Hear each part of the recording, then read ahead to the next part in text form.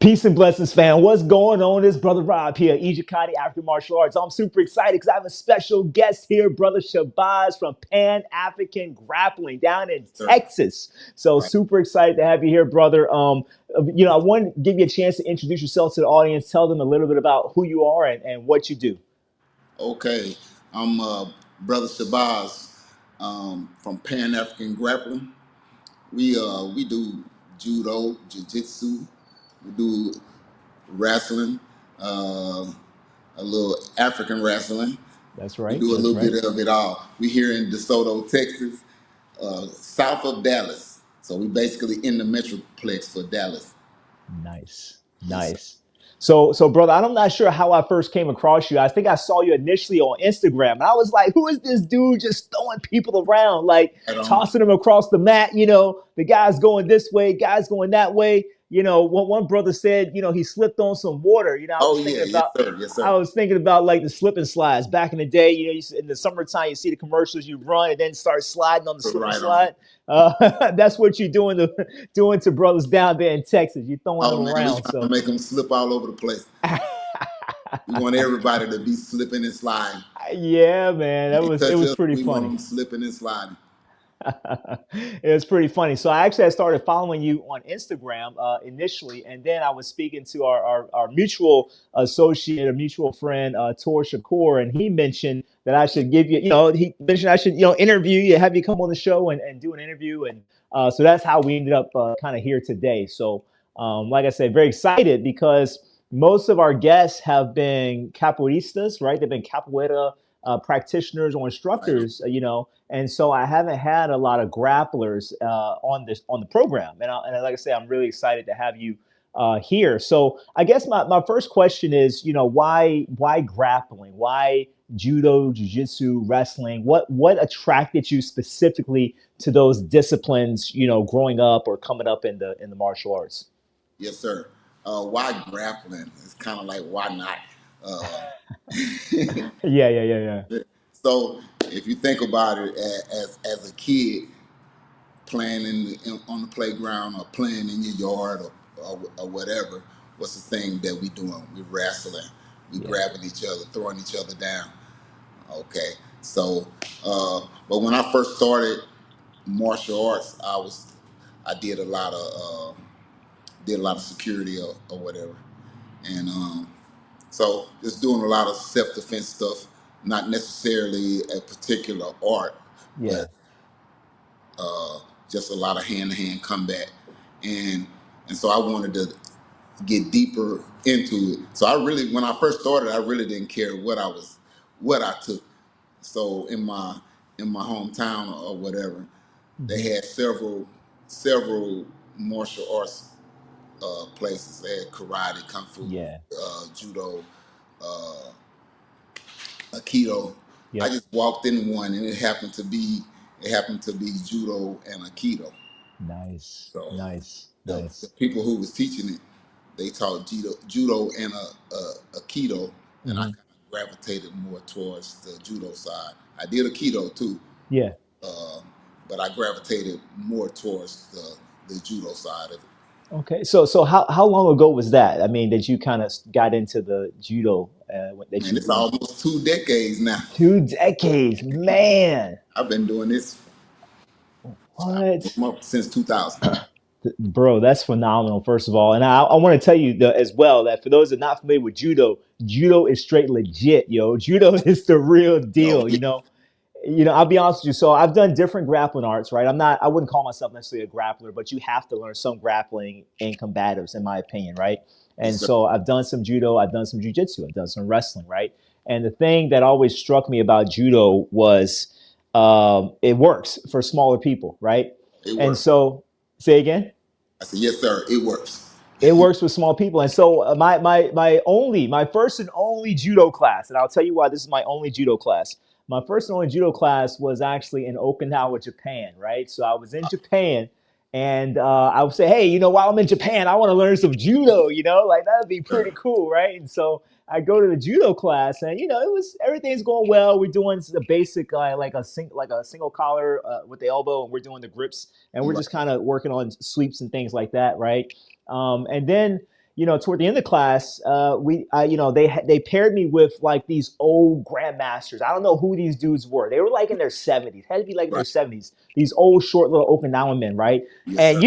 I knew I was in trouble because they didn't have black belts. Their belts were like red and white. And I was like, I don't even know what that means, but I'm in trouble, right? Right.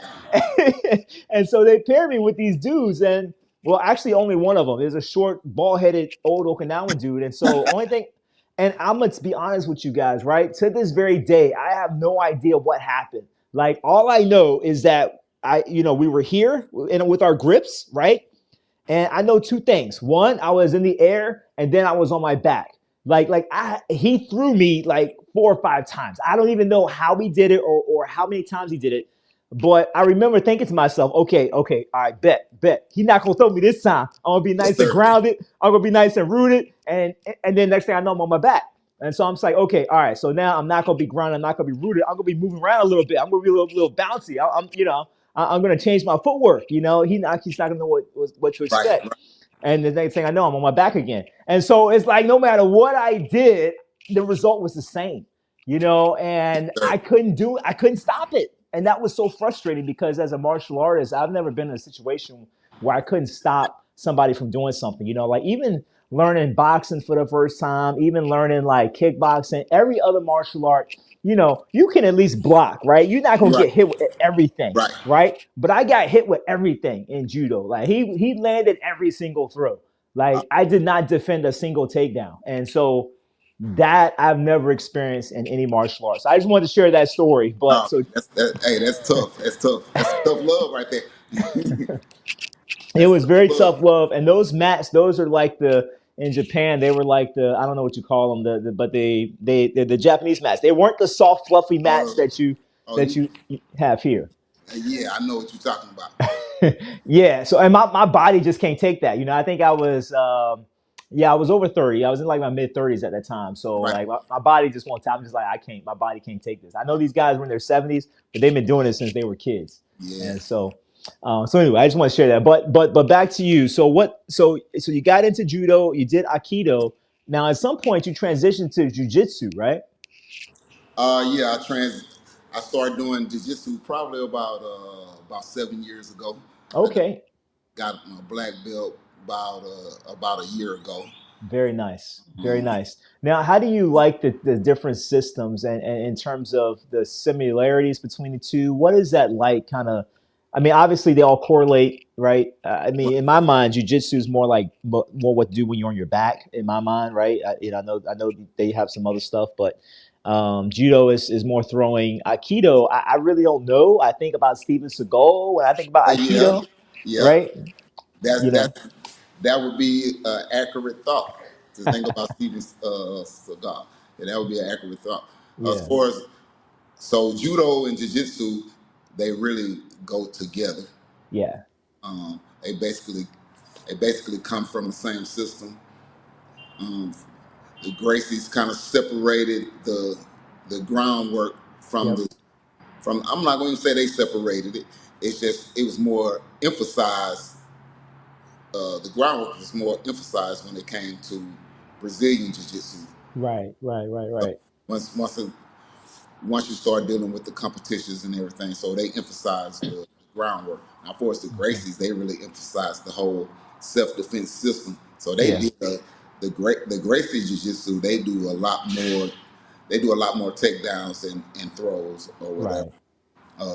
And we're just talking about the Brazilian Jiu-Jitsu as a I ain't gonna say as a system, but as a sport per se. Sure. They emphasize the groundwork. Not that they Right. don't do standing. It's just like um, it's the opposite of judo. Judo emphasizes the standing, so we'll say Yep. probably 95% standing, probably Yep. 5% groundwork. Whereas the direct opposite for the jiu-jitsu is probably 95% groundwork, 5% standing. So Yeah. that's where it seems like it's an unbalance. Mhm. But like the higher the skill level goes, the higher the level of standing for some of those guys. Yeah. Well, I mean, they definitely correlate, right? They definitely work well together. That's They probably go hand in hand. Yeah, So exactly. for That's probably myself, why. I really don't make a difference. It's just grappling to me. I like that because it Yeah, really isn't. people be like, "What you do, judo, jiu-jitsu, or whatever." It's just grappling. That's You know, it. You just throw people around. That's what throw people around, you're just wrestle around. wrestling. Uh, you know, Well, I it's use it. interesting. It's interesting because, and you probably know this already, but like, traditional African martial arts is primarily wrestling. No matter where you go, like Yes, Yoruba, Ijikadi, Gadibo, obviously the Senegalese wrestling, the yes, Lamba, all that is primarily grappling and wrestling. And on the continent of Africa, when you and Baba Balagon Ojatade down in Atlanta, he always says this that if you go to Africa and you ask for martial arts, they're going to take you to a Taekwondo school or karate or something like that. But if you right. ask for wrestling, that's where you're going to learn true, traditional, continental African martial arts. Combatives, because really a lot of times they just call it wrestling. Like that's really what it is for them, Yeah. and the object is to simply down your opponent, right? However you do that, whether it's through a strike. Even if you're striking, it's wrestling. Yeah. Exactly, right? Even if you're striking, you're still if you get your opponent to the ground, whether back, belly, or side, you successfully wrestled them, right? You wrestled them Yes. to the ground, and you won that match. And so I think that's phenomenal. I mean, that correlation exists, because all grappling is the same to me. It comes from the continent. Whether you look at judo, jujitsu, however you want to say it, the Yes, sir. human body has only a certain number of ways to move and that It, sort of thing. And so it's all related. as long as we got two arms and two legs, until we That's have it. something else, That's it. it's the same all over the globe. It's the same all over the globe, right? And even in the tomb of Bakhet and Kemet in ancient Egypt, right? That also there's the diagrams, right, Yes, sir. on the walls that show, wrestling, right, even from Sir. ancient Kemet, and so it definitely has a historical presence on the continent. So I really admire that aspect of the grappling. Now here's my issue with grappling, right? Because I'm a small guy, okay, and so I did the jujitsu class, and I was like, okay, well, I watched the Gracies at UFC growing up, or well, not really growing up. I was in high school at that time. To me, I was a little bit older in the '90s, right? But anyway, watch the Gracies, and the whole thing is that, oh, this small guy was able to beat up these big guys, and so when I went to a jujitsu class, it was interesting because even I'm a small guy, but really the big guys were really utilizing their strength to get Right. whatever dominant position they wanted, right? Right. And it wasn't for me anyway. It wasn't because the instructors were all bigger than me, right? I'm only 150 pounds, so all the instructors were bigger than me, and so I didn't stick with it because I'm like, this is not going to work for me. Like, and Right. I would grapple with like people that were smaller than me. It didn't matter what belt they were. I would grapple with, because obviously there's women in the class and stuff like that, and we would grapple together. And I'm like, you're not going to overpower me. I don't care what technique you do. I'm just going to get up and stand up. You know what I'm saying? And Right. so Right. in my mind, like how much I know weight plays a factor, right? Yeah. Obviously, but what advice you have for somebody who's like me, who's smaller and maybe had, it's like, man, I don't know, because I'm not really trying to tango in a real situation. I'm not trying to tango with a big guy. Right. I don't care how good I am at grappling. That's me. Now, what are your thoughts on that, and what advice would you have? Okay. My thoughts on that is this. So, um, it's almost impossible to not grapple. So Yeah, everybody has this mindset that grappling is all about going to the ground. You use your grappling to stay standing. yeah, Use your grappling to stay standing. Somebody grabbing you, you don't want to go to the ground. You use your grappling to stay standing. You don't just use it to go to the ground. I mean, if that's where you want to go with it, you go down to the ground. You throw a person down. You pick them up by the legs or whatever. yeah. But when you do go to the ground, if you have no idea what to do, you're gonna be in a world of trouble. That's right. That's right. That's Um, right. No, absolutely, absolutely. And so that kind of was my experience, and the other aspect to it for me. Now I kind of blame a little bit of this on Bruce Lee, right? Because I grew up watching Bruce Lee movies right, like a lot of us, and so throughout my time as a kid growing up watching Bruce Lee movies, what was 90% of his movies is Bruce Lee's beating up the guys in gis. Yeah. The Japanese, the guys in Yeah. gis. It didn't matter whether they was judo guys, karate Right. guys. He's beating these guys up, and so for a long time, that gave me. And I said this previously. That gave me like PTSD. Like it's hard for me to go to a class, any kind of martial art class, and put on a gi. Right. Because I just feel like I'm gonna get beat up. And so part of it for me that I took a little bit of issue with as well. Again, this is just one opinion, right? With the jujitsu specifically, not so much judo, but more with the jujitsu was a lot of the emphasis on the gi, right? The gi chokes and using the gi. Oh yeah. And my issue is that I don't feel like a gi, and this is what they told me, right? Well, a gi, we use the gi because that simulates the person having a hoodie or a jacket or something like that. And none of my jackets feel like gis. None of my hoodies feel like gis. They rip, they'll tear, they're baggy, they're loose, they'll fall off. It's easy to pull my arms out. And so, for me, I never saw the emphasis on the gi. And so I always like the no gi stuff Yeah. better. I get it how learning the gi helps you with no gi, but for the average person, we just don't have time to learn that, right? We don't have time. We don't have 10 years to spend to get a black belt, right? I mean, and for me, I shouldn't have to, in my mind, again, just me. I don't want to spend 10 years, 10 plus years trying to get a black belt with half the stuff I'm not going to use. I'm not going to use half of the gi stuff. You know Yeah. what I mean? And to me, it just becomes kind of a money scheme that the Gracies were obviously very good at, and people still pay them for that. So Well, I just feel like I feel like you walk around with a gi every day. Like, I mean, if you got that shirt on, yeah, and I can grab that shirt, I'm gonna snatch yes, you around with it. yeah, yeah, yeah. I mean, yeah, If I get into if I get into a position where I can snatch you around or use your right, collar to choke you, uh, it don't have to be open. It can be like the shirt that you got on. Use that to choke you with. yeah, Not only that, I can control you with your shirt. Probably the mhm, majority of the shirts that you wear, you're not gonna just rip out of it. So I can yeah, snatch you around, and control you with your shirt.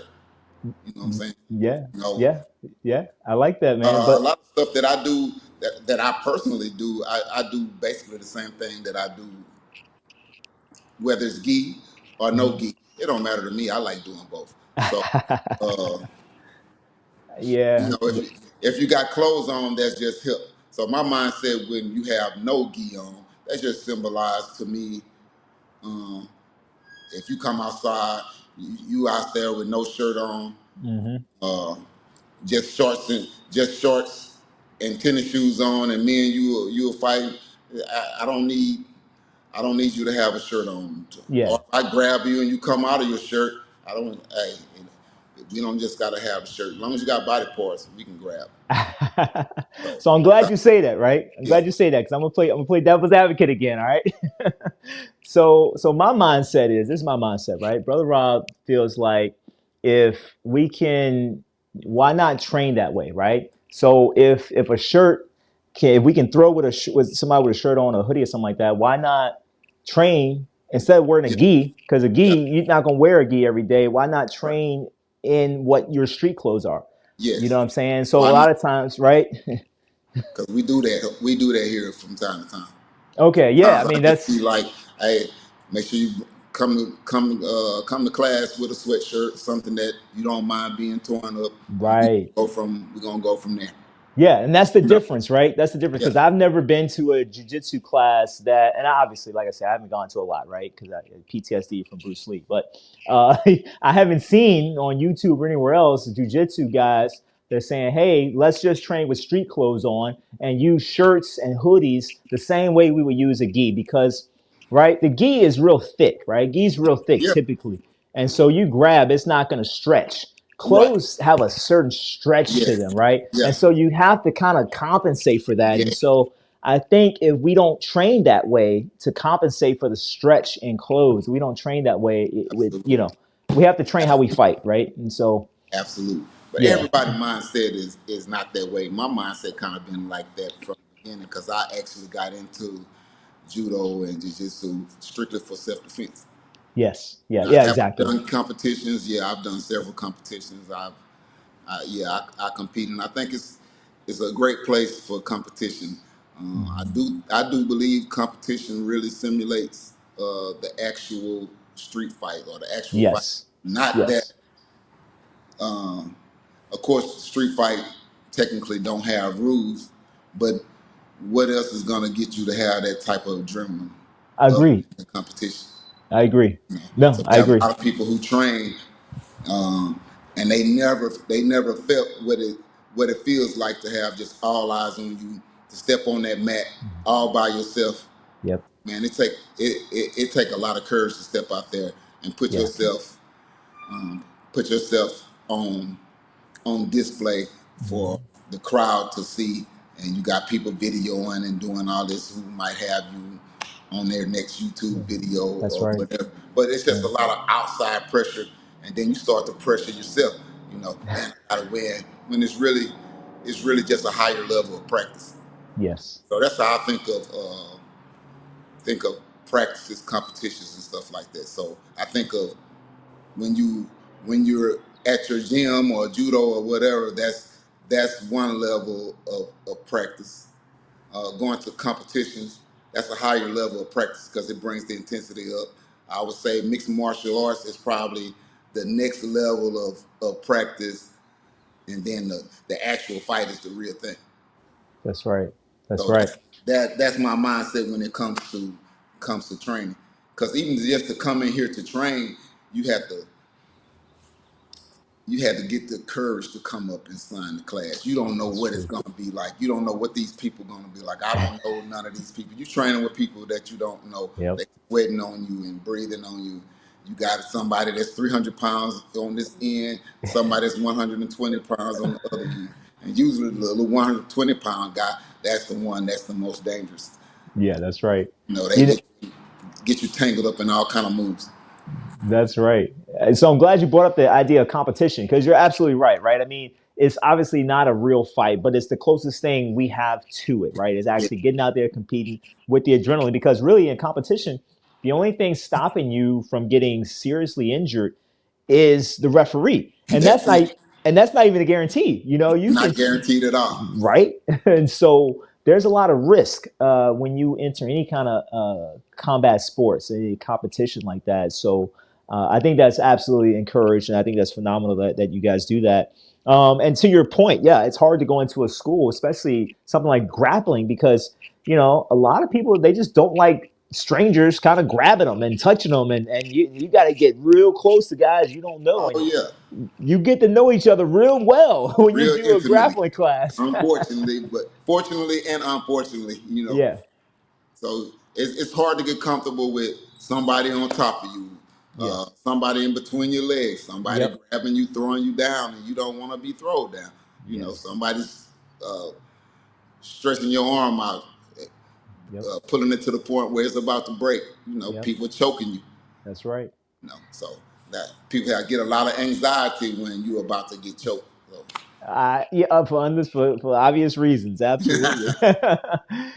But I'll tell you that in that process, you meet your best friends through that process, right? Like you have friendships that last forever because when you sweat together and in that kind of environment, when you're in Yeah, that shark tank, in that sir. grind, Sir. you build those friendships because you see what each other's made of you know Right on. through that process, testing your metal. And so I think there's nothing else like it.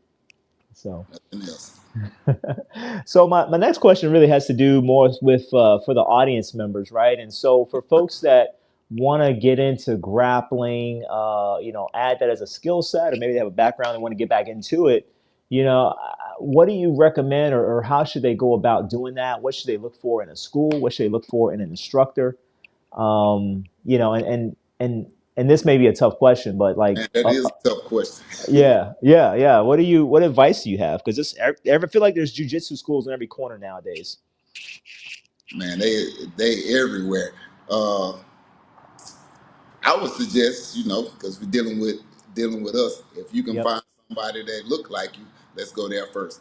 Yeah. My whole goal, of having a school open is because I wanted to be a teacher for black kids. That's right. That's right. Because when I was training, when I was learning the martial arts, and nobody looked like me. Yeah. you know, Yeah. and you have to you're literally going in an environment where nobody look like you, Right. um, Right. and you just kind of have to find your way. The only thing I could say about that when I was in those environment, um, like once we get on the mat, it's kind of like it's even Steven. Yeah, it You is. know, Yeah. they respect you for what you bring it to the mat. Yeah. You know, so but yeah, my first suggestion is I would say look for somebody that look like you. Even though I know in the grappling world, um, for the jiu-jitsu schools, the judo Yeah. schools, it's not a lot of instructors Right. that look like us. But um, so with that being said, just go in there and stay focused on what your goals are. Hmm. You know, if you're going for self defense, go in there for the self defense. You're not going to mingle. You're not going to do all this other stuff. Even though you are going to get to know people, but shit, just leave it at there. I come here to train. I don't come here to do all the extra stuff that they bring into it. Yeah. Yeah, I come here to train. I come here to learn self defense, and when I'm done, I'm out. You know what I'm saying? I don't. Yeah. You know. I think that's a good approach. And again, I guess I guess I probably just went to the wrong jujitsu schools. But I remember I keep bringing up these examples. I remember Yeah. the last jujitsu school I went to. There was so much like ego to me. There was so much like pride, and in the sense Right. of this, right? In the sense of the ranking system, right? So every time a black belt stepped on the floor, everybody kind of had to stop what they were doing and go greet and pay homage to that black belt. I mean, that's kind of what it was, you know what I'm saying? Okay. And like, and there's just this sense of hierarchy, almost cultish, to be honest with you, where I was at. And again, I know every school is a little different, but Yes, it is. it was very cultish almost. I'm like, man, okay, this black belt, he can get knocked out just like everybody else. I don't, it doesn't matter how senior you are. Right. To me, we're all anybody can knock anybody out at any Anybody point, can get it. regardless of experience, right? So, Anybody can get it. yeah, and I mean, not to take anything away from what that black belt has earned whatsoever. I mean, that person has earned their belt, but have they earned my respect? I don't even know them, right? So, Right. I think that was something that I had noticed. But to your point, what to look for in a school, and looking for, and your ambition to kind of teach your community, like what. And I find this without martial arts, just throughout martial arts. There's very few, there are African American martial artists and instructors, obviously, but I feel like, I see more of us in fields like boxing, as a Yeah. combat Yeah. sport, Yeah. for example, right? Compared to martial arts. Yes, sir. But why is that a emphasis for you? At least, I know why, but I want you to put in your words for our audience. Why is it so important, the Pan-African aspect of grappling? The Pan African aspect of the grappling for me is the mindset, Hmm. the mindset of Pan Africanism. Right. You know, um, being the fact that I'm not just here as a black person. I'm here Hmm. as a black person for other black people. You know, Right. I'm here for us. The Yeah. whole reason that I exist as a teacher is for us. Now I could Hmm. name my gym anything else. I can call it Dallas Judo, Dallas Grappling. Right. Guess who's gonna be in here? Not Everybody. Yeah, it's true. it's Actually, yeah, gonna it's it'll true. probably be two It's percent true. black people, or Yeah. maybe 1% Mexican, Hmm. and I have a class full of white people. Which there's no problem with that, but that's not my goal. Yeah. Yeah. My, Yeah. my goal is to my goal is to be a teacher for black kids. You Yeah. know, Well, I think that's important because that's that's me giving yeah. giving back. You know, I never, man. How many of us can say that we had black teachers? It's hard Yeah. to just say. Very few. Very few. It's hard to say we had a lot of black teachers in just regular school. If you didn't go to a HBCU, you may not have had a black teacher, or especially you a might have had male just teacher. one out of your whole time coming up. Yeah, yeah, So, yeah. It's not as common. But that's important, and I think that's great of what you're doing because you're also making it a little bit more accessible. I think for your community right, because I know at least in my town the most expensive martial arts schools are the jiu-jitsu schools and maybe the taekwondo schools, but those are the most expensive. They're like yeah, 150, sometimes $200 a month, and I'm like, no man, I don't, less, no less, and I'm no not sure less. who's paying that, but that was another issue for me. Like, I can't really afford that, and so Right. making it accessible for us is an important aspect. And that's great that you have the ability to do that to the best that you can, right? You still got to Yeah, pay the bills, obviously. But I think accessibility has been a factor, especially in the grappling arts. yeah, You know, yeah. Especially the jiu-jitsu, yeah, man. Like you yeah, said, it's gonna hmm be at least 150 to yeah, to 200 200 or dollars more. per, Yeah, I've per seen month. more. Yeah. So my next question is kind of like, what are your goals, right? With that in mind and kind of your vision, what are some goals you have for Pan African Grappling? Because I see you guys on Instagram and things like that. I mean, do you have goals as far as social media or online? Obviously, you got local goals in your community. What are some of the goals you have going forward? As far as Pan African grappling, my goals were, like I said, I wanted to be a teacher for black children. Hmm. We also we do like during class we'll do an introduction to Black history. Yeah, Whereas you might see on some of the videos where you see the children.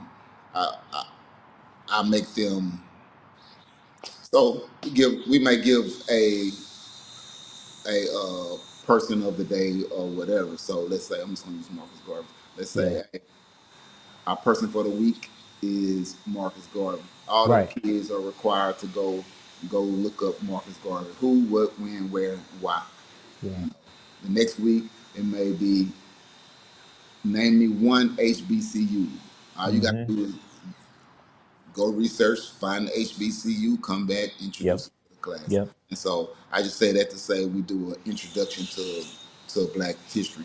Of right, course, I don't right, have time to do the actual Black history class because yeah, I'm doing the martial arts class. So yeah, it's just exactly, so that's why I call it it's an introduction to Black history, yeah, and and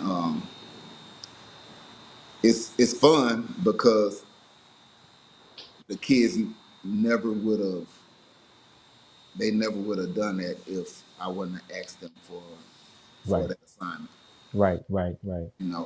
And so what ends up happening is the parents have to do it with them. It's not a Yep. requirement, but Yep. who the kids gonna ask That's about it? right. They gotta That's ask right. you. That's You know right. what I'm saying? So now A it family becomes affair. a group project. Yeah, family affair. Because the parents oftentimes don't know either. A lot of times they're They not sure don't. either. Right? And Yeah. so what ends up happening, the parents they kind of get involved, and now Hmm. they want to, man, when we was looking up Marcus Garvey, we found out about the NAIA. That's right. So that leads us into the next subject. Yep. We Yep. start reading about that leads you into Malcolm X. That leads you, Hmm. and the cycle it just Continues. continues. Yeah.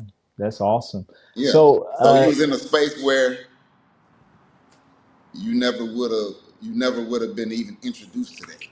right.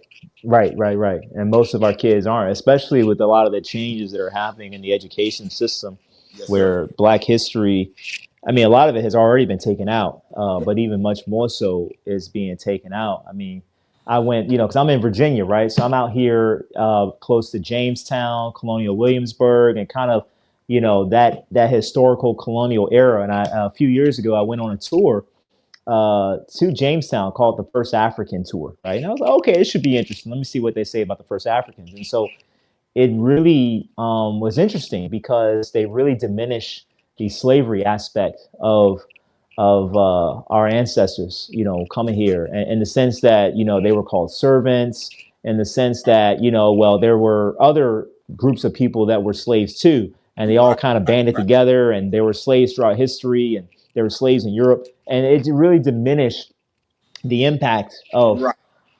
the transatlantic, kidnapping campaign, right, that Yes, enslaved our sir. ancestors. So it was just really interesting to see how much of that was taking out of that rendition of our history.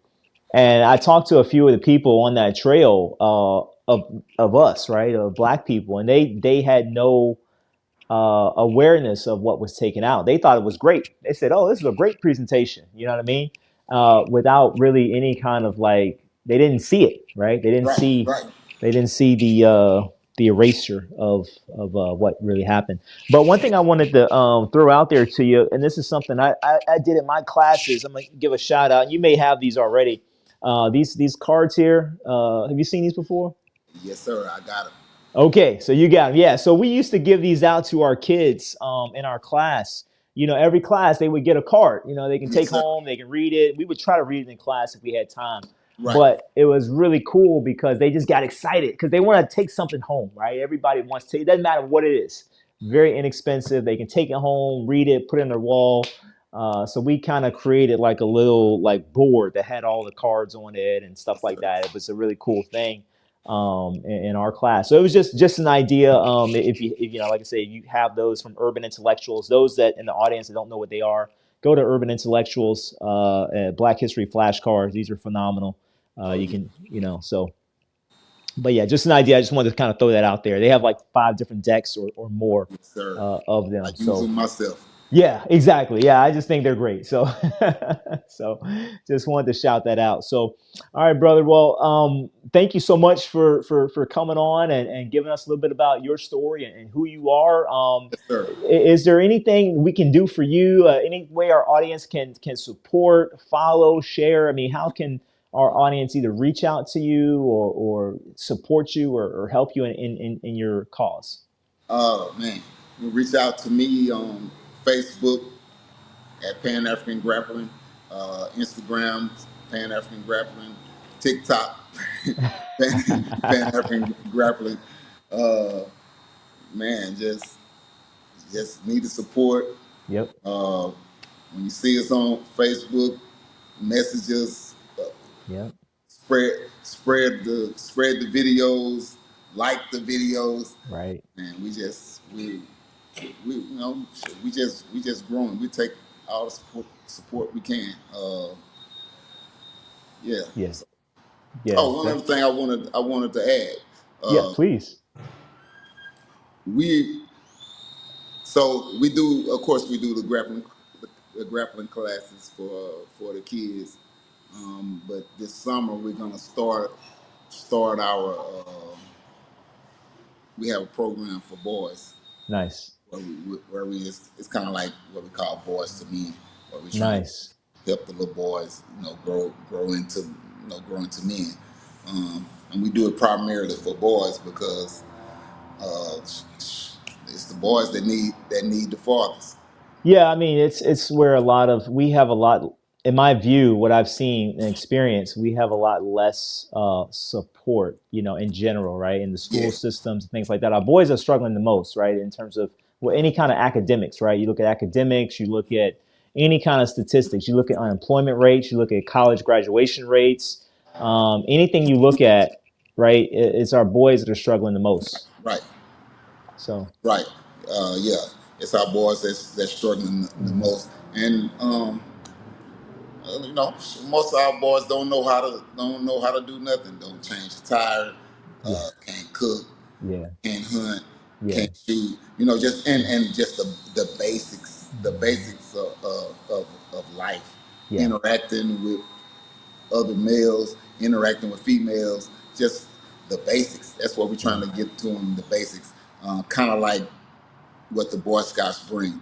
But from Mhm. our perspective, even though we know where they got the Boy Scouts from, all that stuff come from us. It's time for us to give it, get it, and give it back. That's Um, right. once knowledge get put out into the world, it become universal. So them Facts. being Boy Scouts, they don't belong to them. They don't belong, just the same as judo don't belong to Japan. Yep. It belonged to the world Yep. because it comes from the walls of out of Egypt, Yep. right? Uh, just so I'm just kind of diving into the grappling part. So I do a lot of no-gi grappling, and most of my throws from no-gi is Hmm. is the stuff that it's the stuff that we do in synagogue. It's the stuff Yes. that we do in with the Yoruba wrestling, Yep. Yep.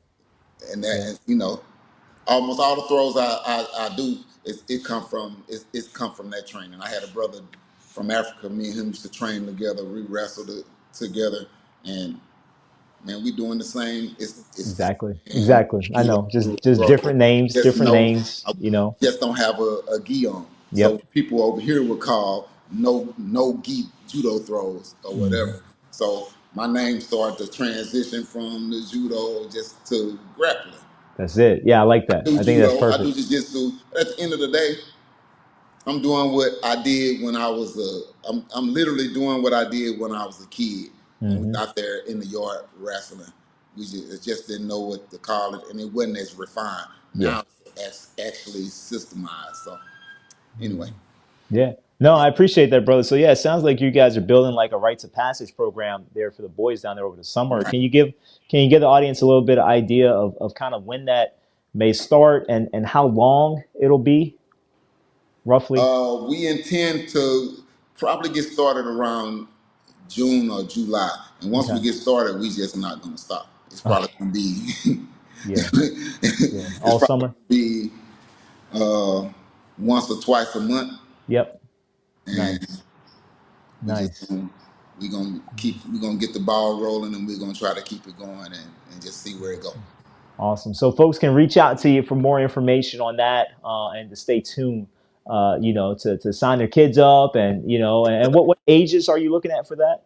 We're looking at 5 to 18.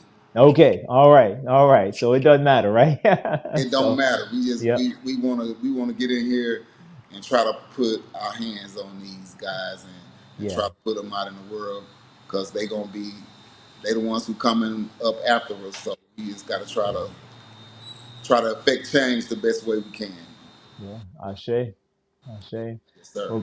Well, Brother Shabazz, again, thank you so much. You've given our audience, answered certainly a lot of questions and given them a lot to kind of, be inspired to action, right? I mean, that's what Yes, it's sir. about is to do, right? To follow your example, right? And each Yes, one of sir. us can do that within our communities in whatever way possible. So I like to highlight the brothers that are like yourself that are doing the work in their communities and fellow African or Al Kebalan martial artists, right? Montu arts, right, as we Yes, call it. sir. Yes, sir. So, all right, brother, I appreciate you. Man, I appreciate you having me on. Absolutely. Yes, sir.